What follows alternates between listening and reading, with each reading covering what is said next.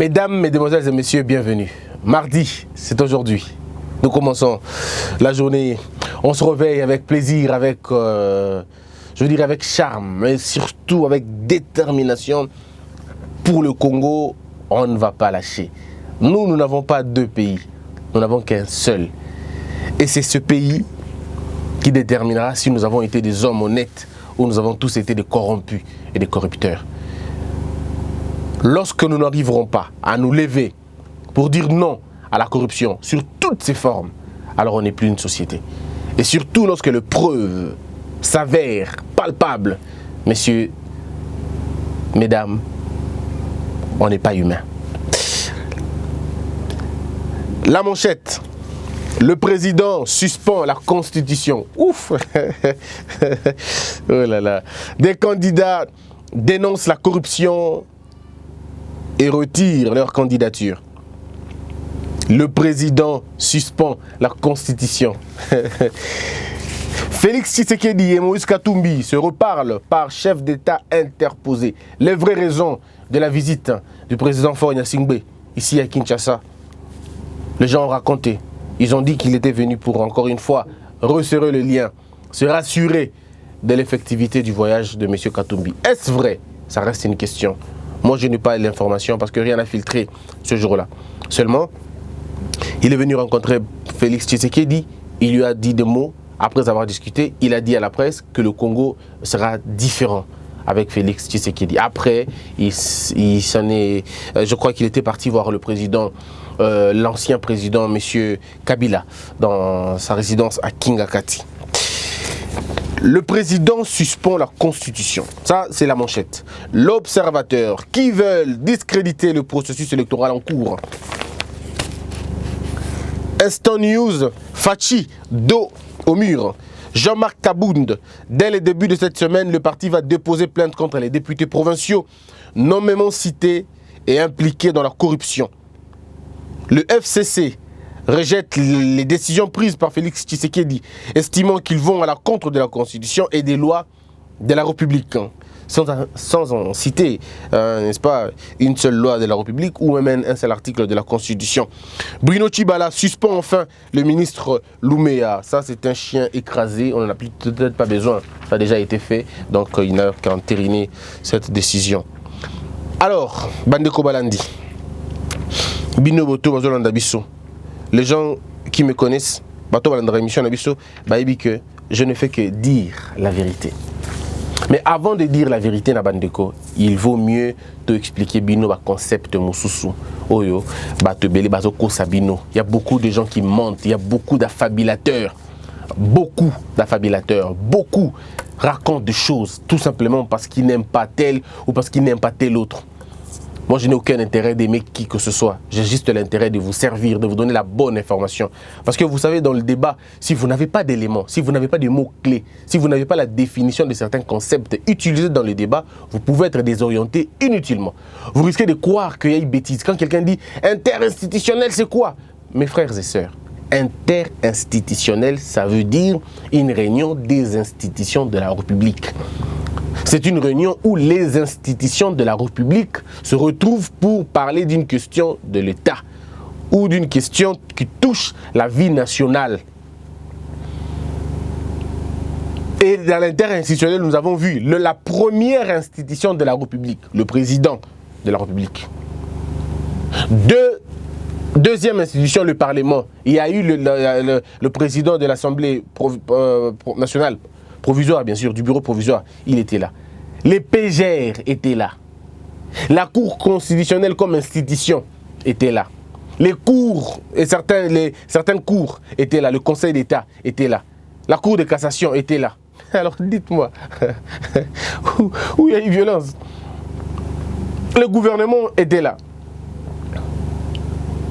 Je ne vois pas où on me dit qu'est-ce qu'on veut raconter par là. Quand on dit non, interinstitutionnel.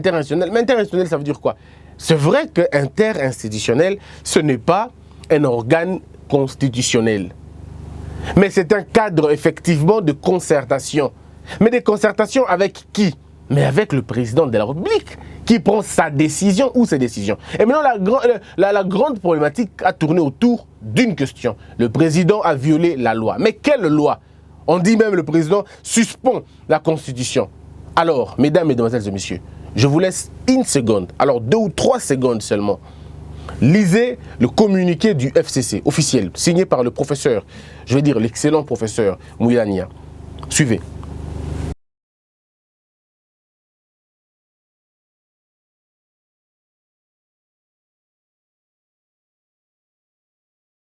Vous avez lu, n'est-ce pas?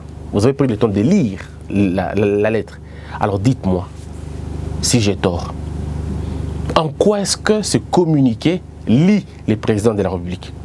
En quoi est-ce que ce communiqué lie le président de la République? En quoi est-ce que ce communiqué retrace ou parle des articles violés par la Constitution? Aucun article. Aucun article. Ils savent seulement raconter, mais aucun article. Du haut du rang du professeur Moulania, un professeur de droit, mais incapable de nous donner un seul article. Il ne nous donne pas un seul article. Mais moi aujourd'hui, je vous en donnerai 4 articles. Je vous donnerai 4 articles. Et ne soyez pas complaisants avec moi, s'il vous plaît. Dites-moi si j'ai tort. Nous allons avec vous lire 4 articles fondamentaux, je vais dire, que j'ai tirés comme ça, fondamentaux. Et vous allez voir la suite logique des articles. Et dites-moi si moi j'ai tort. Parce que ce pays a besoin de la réflexion, pas des émotions. Ce pays a besoin de la divergence intellectuelle, pas des divergences sentimentales. Parce que les divergences sentimentales ne se supportent pas. C'est la force qui l'emporte. Mais dans les divergences, je veux dire, intellectuelles, ça se supporte. Et la raison la plus forte l'emporte. Ce n'est pas moi qui le dis. C'est Gustave Le Bon qui le dit dans son livre « Hier et demain ». Je vous invite, mesdames et messieurs, à lire ce livre-là. Il est très important. Mais lisez aussi beaucoup d'autres livres qui parlent de conflits, qui parlent de la résolution de conflits, qui parlent surtout de la compréhension des lois. Et le merveilleux ouvrage de Montesquieu, Esprit de loi, il explique clairement la notion d'une loi, l'âme d'une loi et l'esprit d'une loi. Ne restons pas dans les écrits, comme dans la Bible aussi, ou même le Coran. Les Écritures vous tuent, mais c'est l'esprit des Écritures qui vous donne la vie. Alors, les présidents auraient violé la loi. Bon, on va lire. Qu'est-ce qu'on lui reproche exactement? Je vais prendre un aspect. De quoi s'agit-il? La fronde vient de loin. Alors que le gouvernement de Kinshasa s'est battu pour organiser et financer les élections, une certaine presse locale et internationale s'est vertué à prêcher l'impossibilité, tant technique, logistique et financière, à réussir l'exercice. La machine à voter sera la prochaine cible, alors que l'incendie du matériel de vote de Kinshasa apparaîtra comme le coup de grâce pour bloquer le processus.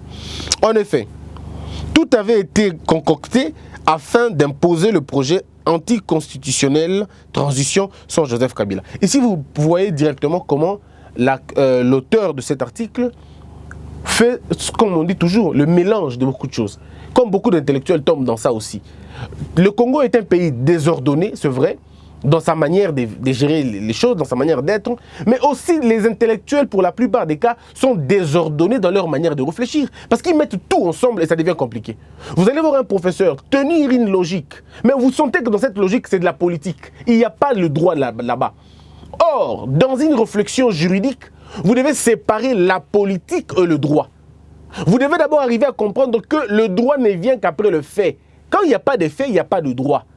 Il faut que le fait précède le droit. Mais si le droit précède les faits, alors ça ne sert à rien. Les faits doivent être précédés. Parce qu'il faut d'abord qu'il y ait les faits pour parler du droit. Et là, nous sommes dans une situation où les gens veulent mélanger tout. Nous partons, j'entends les gens dire « Oh non, c'est à Salibo, alors on l'a à Salibo, c'est qui va vendre la présidentielle. » Ils oublient que c'est deux scrutins totalement différents. Et j'ai même entendu quelqu'un me dire « Christian, Bandaki Mabe et Roussoukaka Mabe. » Mes frères, soyons sérieux.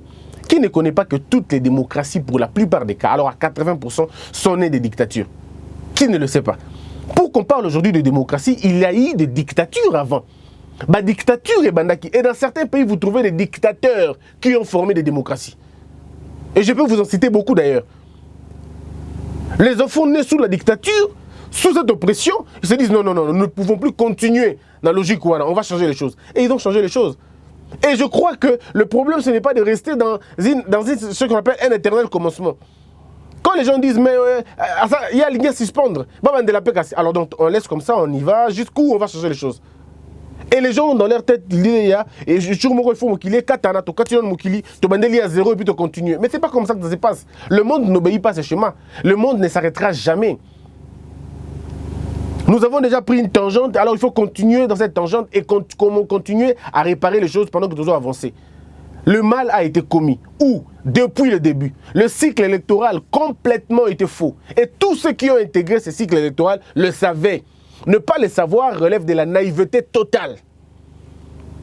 Ne pas le savoir parce qu'on a crié ici, on a décrié ici, on a demandé aux Congolais, ne participez pas à ces élections, il y aura des pleurs. Oh non, tu peux participer, tu peux bloquer. Ah, on a demandé aux gens, n'allez pas dans cette histoire. Et comme non, non, on va aller, on va voir.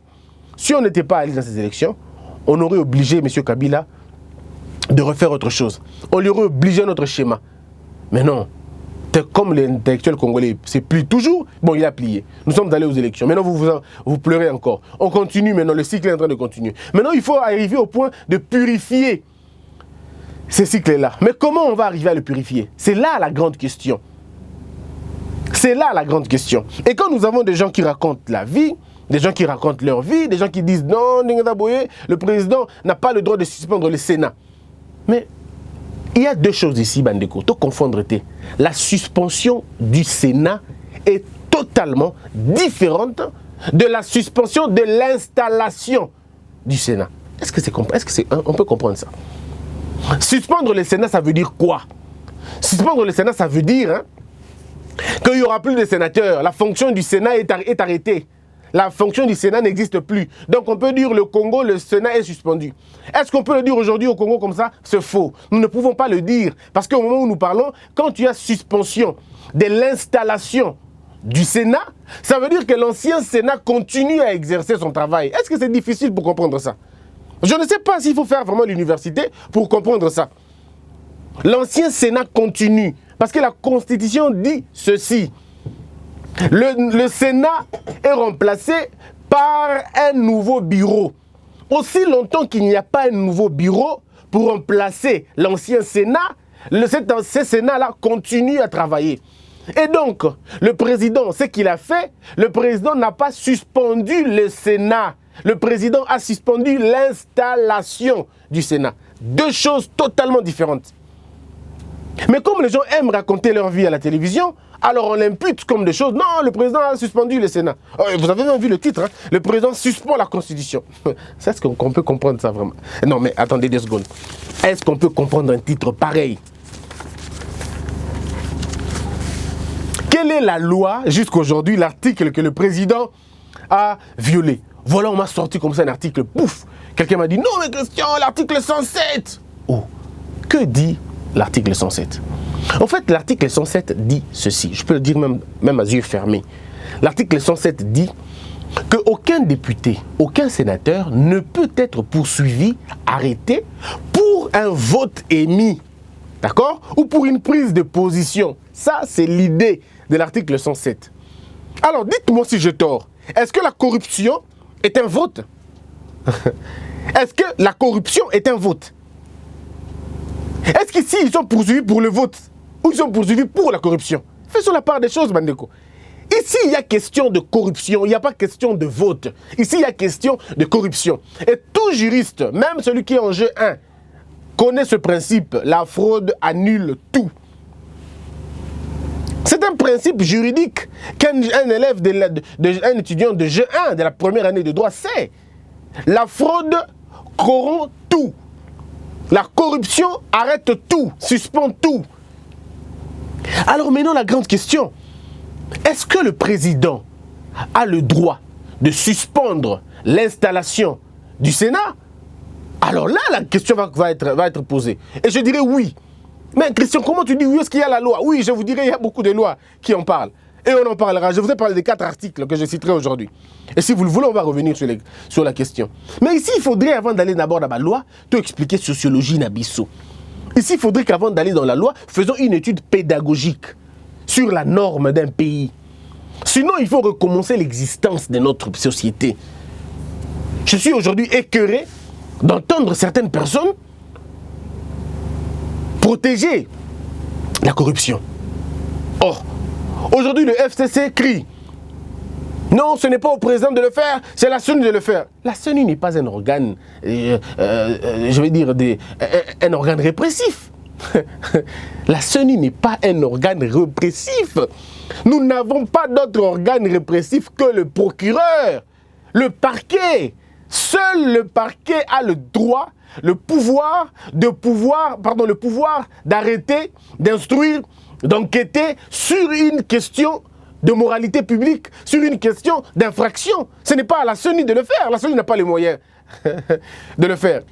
Et donc, c'est au niveau de la CENI, du parquet, de le faire. Et maintenant, le parquet, on me dit, mais oui, le parquet, ce n'est pas le président. Mais attendez des secondes. Le président de la République, selon l'article 69, je vais le lire, n'allons pas encore là-bas. C'est lui les garants.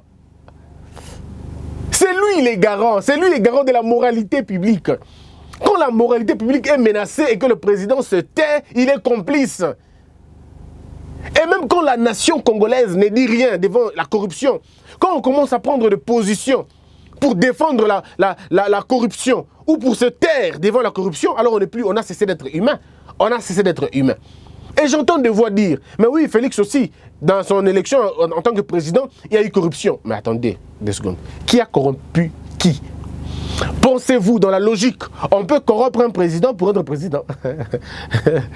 On peut vraiment corrompre un président pour être président? Est-ce qu'on est sérieux? Dans une élection de président, soit on a triché pour être président, soit on a violé des choses pour être président. Mais en ça, on ne peut pas parler de la corruption. On ne peut pas parler de la corruption. Si on parle de la corruption, c'est que c'est Félix qui a corrompu Kabila pour qu'il soit président. Et non l'inverse. Dites-moi si j'ai tort. S'il y a eu corruption, c'est que c'est Félix qui a corrompu Kabila pour qu'il soit président. Parce que je ne vois pas comment je peux accepter que je puisse corrompre quelqu'un pour être président. Est-ce que toi, tu peux corrompre quelqu'un pour être ton chef? Les gens qui ont parlé du protocole et tout, bon, allons-y, parlons-en de cette question du protocole. Je fais de toi un président marionnette et tu prends des décisions qui annulent mes 91 sénateurs.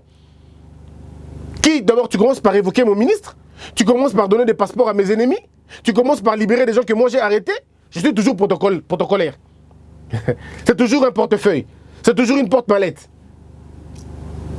Et au-delà de tout, moi j'ai 91 sénateurs, toi tu annules ça. Tu dis non, il y a eu corruption. Tout ça, c'est toujours celui qu'on contrôle, celui qu'on dirige. Non, ne nous flouons pas, regardons les choses dans les yeux et disons la vérité. Disons la vérité, expliquons aux Congolais les choses, comme ça chacun de nous comprendra ce que vraiment il veut dire. Et donc là, nous avons un problème. Sociologiquement, on a eu un problème. Le problème est à quel niveau? 2 problèmes qu'il faut soulever ici. Le premier problème est celui de la légitimité populaire et de la respectabilité populaire. Si vous voulez, du respect, le respect notoire. De quel œil la population regardera son Sénat quand on sait que les sénateurs ont été élus sur fond de corruption? Quand on sait que le Sénat traîne derrière lui des rumeurs, une clameur publique, je veux dire même une flagrance de la corruption, parce qu'il y a clameur publique. Comment on va regarder ces sénateurs-là dans les yeux et dire, ok, nous vous respectons? Parce que le Sénat, on va dire, est élu sur fond de corruption. Les assemblées provinciales, elles aussi ont été, à un moment donné, corrompues. Donc, la corruption va finalement être institutionnalisée, parce que ceux qui sont nés de la corruption ne pourront jamais combattre la corruption, ils vont tout faire pour que la corruption demeure. Et c'est en ce moment-là qu'une société s'émeurt. Alors, sommes-nous en train d'assassiner notre propre pays? Sommes-nous en train d'assassiner notre propre idéologie? N'avons-nous plus honte de voir que ceux qui doivent nous diriger n'ont plus les mains propres, ont des mains sales, et la République, on va la confier entre les mains indignes? Ou sommes-nous en mesure de dire non? Nous vous regardons dans les yeux, vous ne valez pas plus que nous, vous êtes des tricheurs, nous ne pouvons pas vous accepter. Parce que si nous acceptons des tricheurs, si nous acceptons des corrupteurs, George Orwell le disait, nous ne sommes plus un peuple victime, mais on est un peuple complice. Et pour arrêter cette barbarie nationale, pour arrêter cette kermesse d'aventuriers, on doit à un moment donné s'arrêter pour dire non, vous ne valez pas la peine. Votre place, ce n'est pas là. Votre place est en prison. Et donc, il faut déférer ces gens devant les juges, devant les tribunaux, pour qu'ils aillent s'expliquer. Et quand il n'y a pas corruption, si on se rend compte qu'il n'y a pas corruption, eh bien, ils rentrent. La suite logique de la chose, c'est laquelle? C'est que quand il y a suspension, ça veut dire on arrête. Mais ça ne veut pas dire qu'on a éliminé, non. Suspension ne veut pas dire annulation. Suspension veut dire un arrêt momentané. Ça ne veut pas dire arrêt définitif. Ou ça ne veut pas dire annulation. Ici, nous sommes dans une circonstance où on dit il y a doute, il y a cri, arrêtons, contrôlons, régulons. Reprenons à zéro, essayons de voir qu'est-ce qui s'est réellement passé. Et c'est quand on va commencer à voir maintenant, tel a été corrompu, tel était corrupteur, tel était corrompu, tel était corrupteur. En ces moments-là, les concernés, les corrupteurs, si on aura 10, si on aura 20, si on aura 40, si on aura 50, ils vont être déférés devant les cours et tribunaux et ces gens-là seront jugés pour corruption et feront la prison et la CENI va réorganiser les élections pour ces secteurs-là, pour ces sièges-là seulement. Et surtout pour ces circonscriptions-là. Je donne un exemple. Les députés de Mbandaka sont considérés comme des tricheurs. Hein, un exemple. Ils sont corrompus. Ok. Les sénateurs aussi. Très bien. Maintenant, nous poursuivons 2 sénateurs de l'Équateur. On dit vous avez été corrompus. Nous vous arrêtons. Vous êtes condamnés. Qu'est-ce que la CENI fait? La CENI rentre en Mbandaka, appelle les députés provinciaux de Mbandaka. Il demande aux députés de recommencer à élire de nouveaux candidats. Cette fois-ci sur fond de la moralité. Et là, on essaie de voir. C'est comme ça que ça se passe. Ou alors, le premier suppléant de ces sénateurs-là prennent le mandat. Mais pour des besoins de commodité, pour des besoins de moralité, je suggère qu'on annule simplement leur siège. Simplement. Ça, c'est après avoir été vrai, pardon, après avoir remarqué que les faits pour lesquels ces gens-là sont poursuivis sont vrais, ça veut dire qu'il y a un indice sérieux de culpabilité et que leur culpabilité est vraiment prouvée, oui, on peut les arrêter et en tout cas on retire le siège. Et le premier suppléant et le deuxième perdent. En ce moment-là, nous recommençons une élection circonstancielle, ou pardon, sectorielle, seulement dans ces secteurs-là et seulement dans ces sièges-là. Je crois que Nami confère comprendre bien d'un côté Wana. Donc, il ne s'agit pas ici d'une suspension, d'une annulation de l'élection. Le président Félix n'a pas annulé les élections, non. Il a plutôt reporté les élections des gouverneurs. Parce qu'il a pris 3 mesures. Suspension du Sénat, non 2 je crois. Suspension du Sénat et aussi report des élections de gouverneurs. Mais maintenant, est-ce que le président de la République a le droit, a le pouvoir de reporter une élection de gouverneur? Ici, la réponse est mitigée. On est dans oui, on est dans non, selon qu'on le veut. Oui, pourquoi? Oui, je vais expliquer quand je parlerai des articles. Non, pourquoi? Non, parce que le président de la République n'est pas... La CENI est un organe indépendant. Et de ce fait, le président n'a pas le pouvoir direct de demander qu'on reporte. Mais parce que l'accessoire suit le principal, dans cette logique-là, le président peut avoir raison. Je me suis bien expliqué. Hein. Je dis ceci.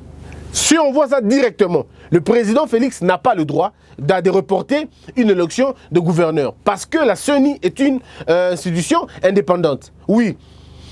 Mais parce que ceux qui doivent être électeurs, ceux qui doivent être des électeurs, eux, pèse sur eux une sorte d'accusation de corruption pour que l'élection des sénateurs se passe dans les bonnes conditions. Le président de la République, en vertu de l'article 69, a le pouvoir de réguler les institutions de la République et de pouvoir mettre de l'ordre dans la question. Et donc, comme l'accessoire sur le principal, oui, le président peut le faire. Mais est-ce que le président peut annuler une élection? Non. Il ne peut pas, sauf en cas de force majeure. Sauf en cas de force majeure. Et là, je vois qu'on peut comprendre ça, n'est-ce pas? Dans ce sens-là. Donc, je crois avoir expliqué l'interinstitutionnel, je parle de la légitimité. Maintenant, revenons sur la loi. parce qu'il est important. Vous avez vu la lettre et ceux de mes amis de Cash, pardon, du FCC raconter le président a violé la Constitution, il n'a pas le pouvoir. Et puis je vous montre maintenant, est-ce que le président a le pouvoir? Si oui, quels sont ces pouvoirs-là? Je vous parle déjà. Nous avons eu déjà un précédent. Et puis c'est le FCC qui était le premier à clamer la corruption. Vous voulez que je vous cite les noms? Monsieur Atundu Liondo. Monsieur Atundu a écrit une lettre, une très longue lettre, fustigeant le comportement des députés provinciaux, qui se faisaient acheter par les gens de sa propre famille, le FCC. La lettre est longue, je ne l'ai pas, je l'aurais présentée ici. 1. 2. Le professeur Luzolo Bambi, et pas n'importe lequel, le professeur Luzolo est le conseiller du président en matière de corruption. Bon sang. Matière de corruption. Il retire sa signature, pardon, sa candidature en disant ça ne marche pas. Monsieur Adam Bombolé, et ils sont nombreux à avoir fait ça. Monsieur Mabi, donc il y a Mabi Moulumba, Jean-Pierre Kambila, des gens qui ont crié haut et fort corruption, corruption. Le procureur général de la République, il y a cela une semaine, l'avait déjà demandé. Il a suggéré à la CENI, reportons l'élection, parce qu'il y a des soupçons terribles. Il y a des soupçons terribles. Il y a flagrance. Il y a flagrance. Oh non, non, il n'a pas le droit, il n'a pas le droit. Alors là, ça devenait grave. Ça devenait grave. Il fallait prendre des mesures. De mesures sérieuses. Parce qu'il ne s'agit pas de lutte. Donc j'ai entendu les gens dire le président prend des décisions comme ça parce que c'est de l'UDPS. Non, mais le président n'est plus pas. Il ne fait plus partie de l'UDPS. Ce n'est plus un président de l'UDPS. Et quand il prend cette décision, il ne la prend pas au nom de l'UDPS. Il prend la décision au nom de la sécurité nationale, au nom de la stabilité nationale. Parce qu'on ne peut pas imaginer que la corruption poursuive ceux qui doivent nous gérer. Et ce sont ces personnes qui doivent faire des édits. Comment voulez-vous ça? Alors maintenant, il y a eu un problème. Maintenant, est-ce que le président de la République, où est la faiblesse? C'est là où on devait l'attaquer. Où est la faiblesse du président là-dessus? Je pense humblement que le président n'est pas allé si loin que ça. Je crois que le président a été à un moment donné arrêté par la politique.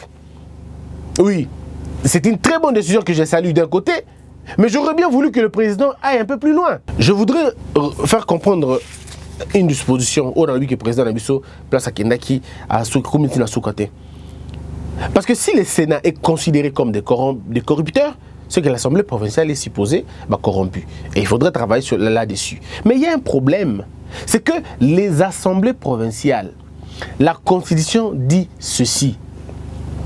Lorsqu'une assemblée provinciale est installée, après nomination, après élection, il y a des députés, il faut que la Cour constitutionnelle a validé règlement d'ordre intérieur.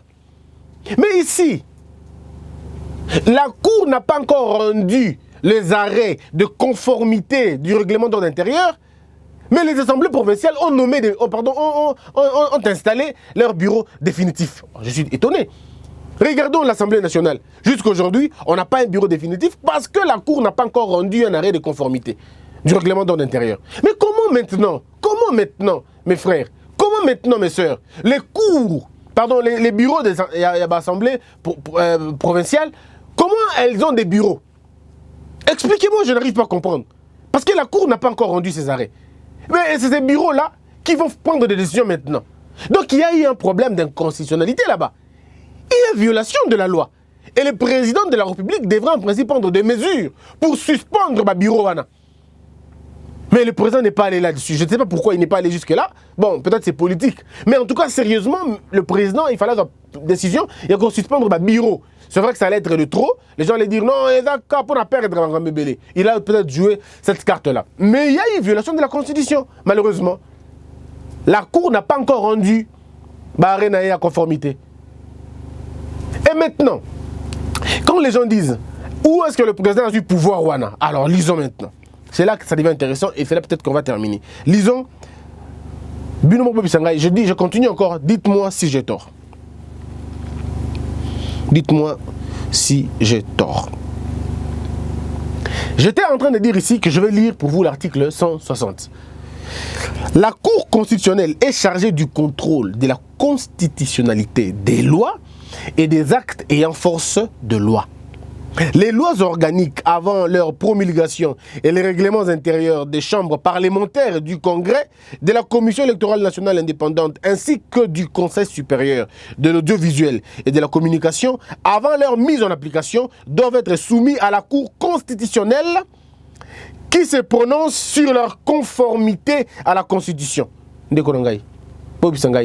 L'Assemblée provinciale et puis ça qui est pouvoir. Parce que le règlement d'ordre intérieur de Bango est nous rendu conformité. Mais dites-moi, mais comment les bureaux provinciaux sont installés? Ça, le FCC n'en parle pas. Ça, tous ceux qui sont détracteurs aujourd'hui à Félix, ils n'en parlent pas. Parce qu'ils savent que le président de la République a le pouvoir de démettre ces choses-là. Il peut redire non, regardez ces choses-là, recommencer. Les gens vont dire quoi? Oh, comme dictateur, Pourtant, c'est la loi. Pourtant, c'est la loi. Allons-y maintenant. Je crois que j'ai lu l'article pour comprendre mon bouquet. Si vous voulez, on peut aller plus loin. Mais vous pouvez continuer à lire l'article 160. Maintenant, Wapi président du pouvoir, il y a ça la Makambo à Saliwana, comme certaines personnes m'ont dit. Le président du Congo, de la République démocratique du Congo, le président de la République, article 69. Le président de la République est le chef de l'État. Point. Il représente la nation et il est le symbole de l'unité nationale. Ça veut dire que quand l'unité nationale est perturbée, quand il y a un désordre Salemi Namboka, c'est lui qui répond en premier, c'est lui.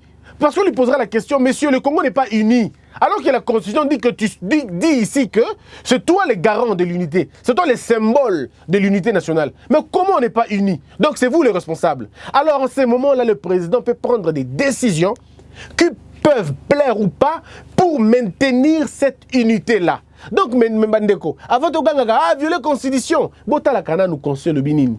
avant de vous attaquer au président de la République, je ne parle pas de l'homme Félix Tshisekedi, non, ce n'est pas de lui que je parle. Je parle de l'institution président de la République. Regardez les prérogatives qui lui sont conférées par la loi. Sinon, vous allez dans tout et puis finalement, vous n'allez dans rien. Regardez encore une fois, on dit, il veille au respect de la Constitution. Il faut que la Constitution soit respectée. Voilà pourquoi je demande au président de la République, il fallait qu'il revoie ça. Il fallait mon ango. Le bureau, il fallait mon ango. Mais je sais qu'il va voir ça encore. Au respect de la Constitution. La corruption n'est pas un fait que notre Constitution accepte. Malheureusement, Homo me signale d'arrêter. On va arrêter et je reprends ça dans la deuxième partie, peut-être pour continuer cette idée, parce qu'il faut qu'on respecte aussi les temps. Mesdames et messieurs, rencontrons-nous tout à l'heure. Deuxième partie. On se retrouve et on se dit merci. Aujourd'hui, on aura 3 parties aussi. Donc, 2 parties et puis les questions-réponses. Qu'est-ce que je peux vous dire d'autre? Abonnez-vous massivement. Massivement. On a 25 000 abonnés maintenant, c'est bien. Merci beaucoup. C'est grâce à vous. Nous avons 25 000 abonnés. Mais si nous, dans 2 mois seulement, on a 25 000 abonnés. Si on peut encore en avoir 25 000 autres en 2 mois aussi, jusqu'au mois de juillet, si on pourrait même, on pourrait atteindre 55 000, ça serait un grand honneur pour nous. Et faites-nous ce plaisir-là de partager ces vidéos à tout le monde. Mon frère, avant de m'insulter, rassure-toi que je suis d'abord ton frère. D'abord ton frère. Tu ne gagnes rien en m'insultant. Je suis ton frère, congolais en plus. Donc regarde bien d'abord la vidéo, tu suis la vidéo et tu essaies de prélever des points qui ne te plaisent pas et prends le temps de m'appeler. Ceux qui m'ont appelé, on n'a jamais eu de problème. Ils m'appellent, ils me parlent de leurs problèmes. Ceux qui veulent insulter, insultent. Ceux qui veulent me dire la vérité, ils disent. Et il y en a beaucoup avec qui on a vraiment fait on est devenus des vrais amis, mais on n'est pas dans la même direction. On ne regarde pas dans la même direction. Donc, s'il te plaît, suis ma vidéo calmement, ne m'insulte pas, au contraire, écris-moi quelque chose, je répondrai. Si je n'ai pas été explicite, je le serai peut-être au téléphone ou dans d'autres choses. Et puis je ne connais pas tout, je suis toujours en train d'apprendre comme vous. Homo Fortus était de l'autre côté de la réalisation. Merci à Jérémy Maïkandi Mangboko, à la supervision. Que la paix quitte nos esprits et que Dieu bénisse la RDC.